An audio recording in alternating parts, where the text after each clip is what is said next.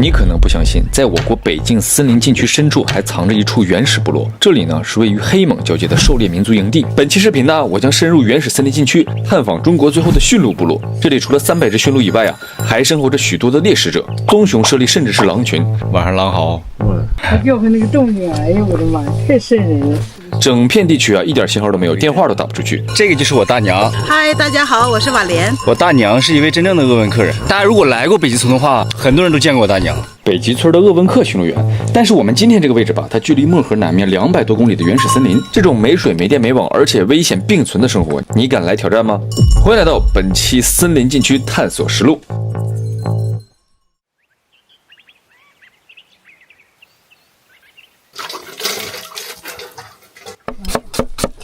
大娘他们每天起都很早今天是4点15起来干活，相比之下我6点起床是非常晚的。我们吃过早饭以后呢，每天要做的任务量是非常大的，除了自己的日常生活以外，就是照顾驯鹿群。当然不同的季节面临挑战也是不一样的。晚上狼嚎，哎呀，它掉回那个洞里，哎呦我的妈，太瘆人了！其实到这里之后才发现，在2025年还能找到如此隐居生活，挺不容易。完全没有信号、与世隔绝的状态，加上每天要面对的残酷自然。我们吃完早饭以后呢，就到了露露的吃饭时间，要照顾近300只驯鹿，可不是简单的活儿。现在就是吃饭时间，他们呢自己在山里也会去找苔藓，然后再加上大娘为这个豆点上的米面，吃多香啊！大家一起吃饭全过来了。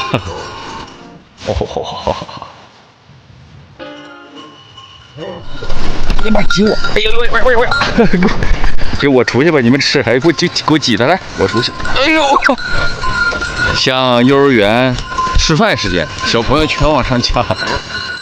既然大家都回来了，那我们就立刻开启第2个任务，就是声烟驱蚊。大娘是鄂温克人嘛，她对大兴安岭的动植物特别了解，尤其是哪种草具体有什么功效。这个是杜香草，这个特别驱蚊，点着了之后就很强烈的一股洗衣液的味儿，反正就是挺刺鼻的。其实能摸的时候，你看湿巴巴的，这种就特别容易出烟。这上面覆盖是屎啊！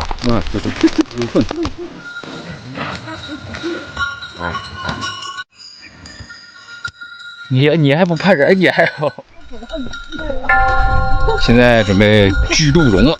春季的主要任务呢，其实就是收集鹿茸。每年大概从5月份开始长出新的鹿茸，一直到7月末呢，钙化成为鹿角。所以我们也是赶了个小结尾，任务还是挺重的。最多的时候呢，每天要采集30只鹿的鹿茸。哎，真吃呀！我说妈，我在这遭罪割鹿茸，那下边吃上奶了，吃上饭了。在大家印象里，这可能是非常难的一个工作，对吧？毕竟这么大一个宝宝，想给它控制住不是简单的事儿。今天我大爷没了，如果我大爷来的话，手法非常快，差不多几秒就一根。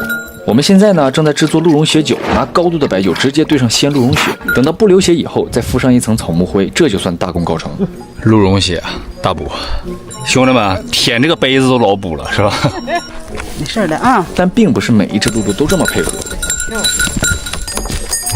割鹿茸的手肯定疼啊，这个时候很多朋友可能就好奇了，那为什么要割呀？就为了单纯卖钱吗 ？No， 当然不是。像我前面说的，露露上山几天不回来，山里的猛兽特别多，除了猞猁、熊以外，偶尔还会碰到狼群。住在这么密的原始森林，被捕食者追逐的过程中鹿角很容易缠到树枝上，所以割掉鹿角、鹿茸以后呢，它们的头会轻很多，行动起来也会非常灵活，必要的时候可以保自己一命。他这个伤口就被野生动物给抓了。第2个呢，就是大家肯定都想不到，鹿茸很容易生蛆虫。给你们看一看，它这个鹿茸烂得很严重啊，上面都已经生蛆，全是苍蝇。因为鹿茸是薄薄的一层，很容易出血，但凡出血之后就会遭到一些苍蝇或者其他昆虫的骚扰，然后在里下卵，就反反复复一直生蛆。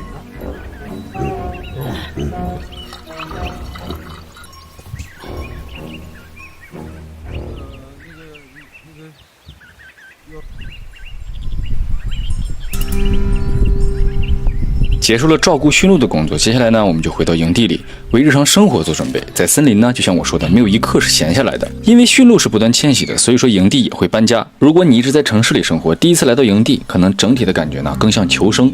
现在呢，带你们来看一下帐篷内部就是正常生活的位置。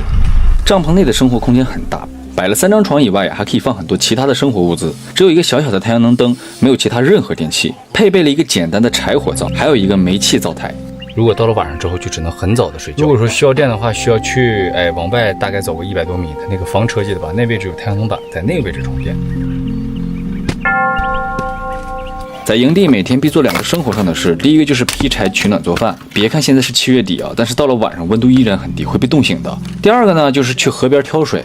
这就是主要做饭洗漱水源，就在这里，看到吗？从那边一条小河，还是很清澈的，回去烧一下都正常能用，没有问题。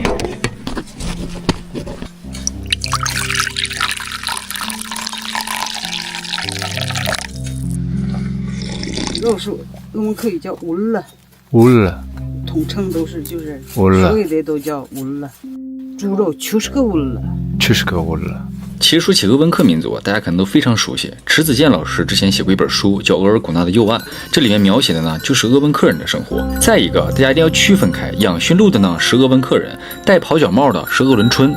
别看鄂温克人养这么多驯鹿，但是它可不是用来吃的，主要作用呢就是拉着鄂温克人在森林里到处游走，所谓的森林之舟。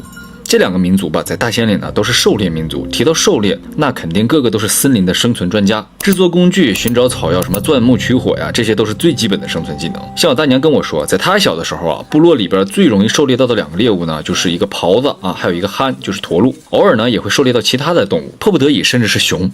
鄂温克人吃熊肉必须要学乌鸦叫，告诉他不是我们把你吃了，是乌鸦在吃你的肉。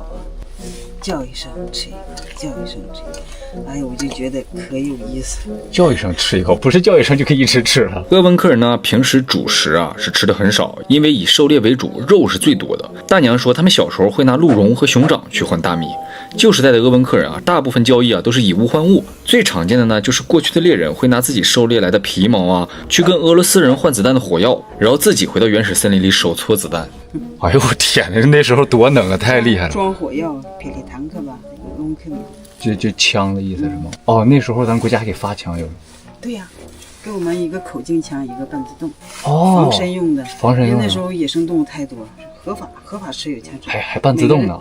每个人都有枪证的。他是03年才没收。哦，03年这边才收的枪。03年。啊，你们总问在山里防身怎么办啊？给你们看看怎么防身。现在，对，原始森林小老黑，准备了多少？你看看，没别办法，这个上山随身揣那么1-2个，是吧？不知不觉啊，就到了晚饭时间。大娘一下午都在串肉，就是为了晚上这顿传统的鄂温克篝火烤肉。大娘这个拌的肉里边，它除了盐和洋葱，剩下什么都没有，就纯靠松木还有桦树散发出来的果香熏烤，不吹不黑，这顿饭给我香迷糊了。大娘，你们小时候经常这样吃吗？必须的嘛。啊，必须的，标配嘛。标配呀，这是。就大娘自己做的，这是鄂温克的传统的主食。提列巴。提列巴，哇，看看，特别厚实，这么一大张。列巴烤肉加啤酒，兄弟们看看，这是何等的宝贝呀！这可是。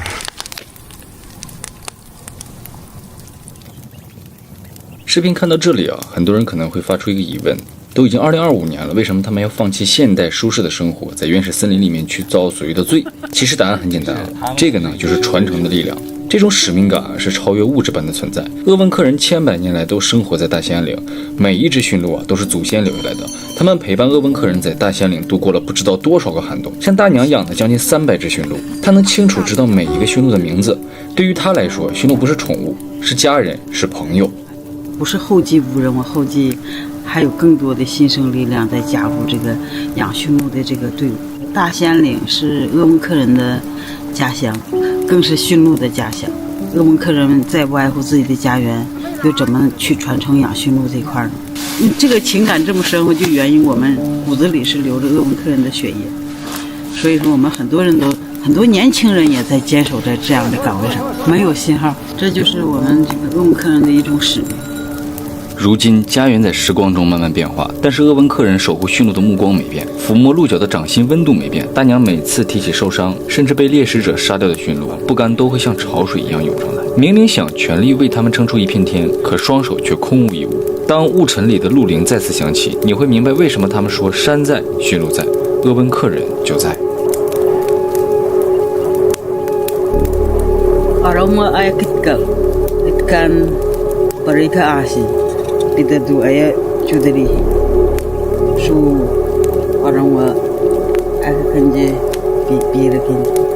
Kita kol tikage, araki amu jenga.